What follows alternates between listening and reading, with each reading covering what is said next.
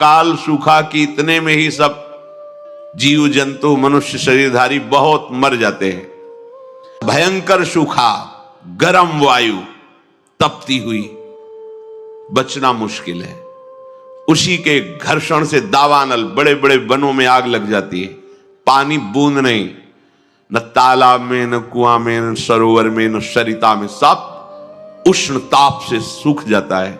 बिना पानी के, बिना अन्न के तड़प तड़प करके जीव मरते हैं। कितना भयानक कष्ट है प्रलय में। हमें तो कष्ट ही कष्ट है।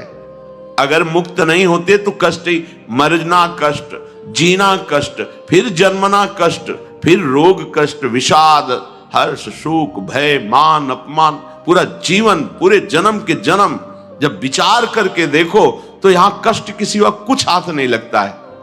पूरा जीवन हो गया कमा के, मर गए, फिर कुछ नहीं, फिर नई पढ़ाई, नई योग्यता, नया धन, नया परिवार, फिर मर गए, फिर न, कब से चल रहा है। भगवत प्राप्ति अनिवार्य है। अगर ये सुनकर के तुम्हें भय नहीं लग रहा तो भगवान की माया ने विशेष जकड़ रखा है। कहां हम जाएं? एक ही जगह है, भगवान की शरण। हमारी कितनी दुर्गति है, हम सोच नहीं पा रहे। कब मर जाए कोई पता नहीं। कोई हमारा मित्र है, पता नहीं। हम जिसे मित्र समझते हैं वो धोखा दे रहा है, वो शत्रुता का कार्य कर रहा है। जिसे हम सगे संबंधी वो सब स्वार्थ में। कौन है मेरा, क्या है मेरा? विचार करोगे तो अभी भयभीत हो जाओगे।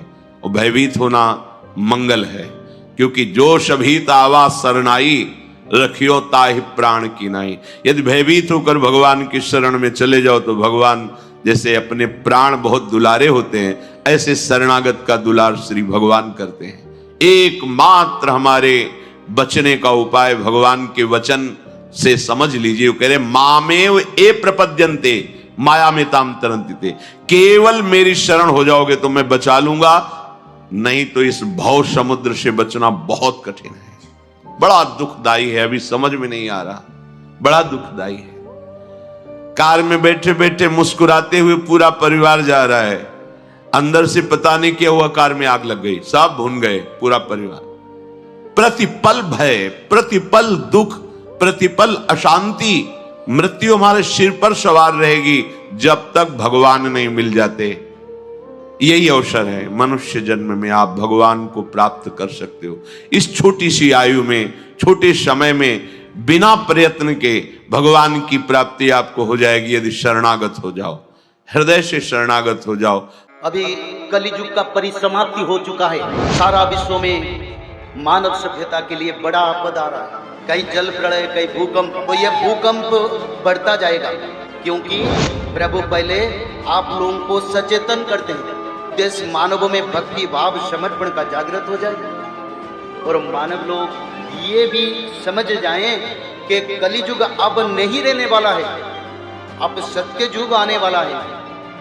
तो हमको क्या करना है, कैसे हम सत्य युग का मानव बनेंगे? तो सत्य युग का मानव बनने के लिए रोज त्रिकाल संध्या, श्रीमद् भागवत महापुराण पठन, 16 नाम 10 अवतार, दुर्गा माधव स्तुति, माधव नाम भजन, जो मनुष्य लोग इसको करेंगे वही लोग सत्य युग के मानव। और सत्य युग के मानव बनने के लिए हमको ये करना जरूरी है।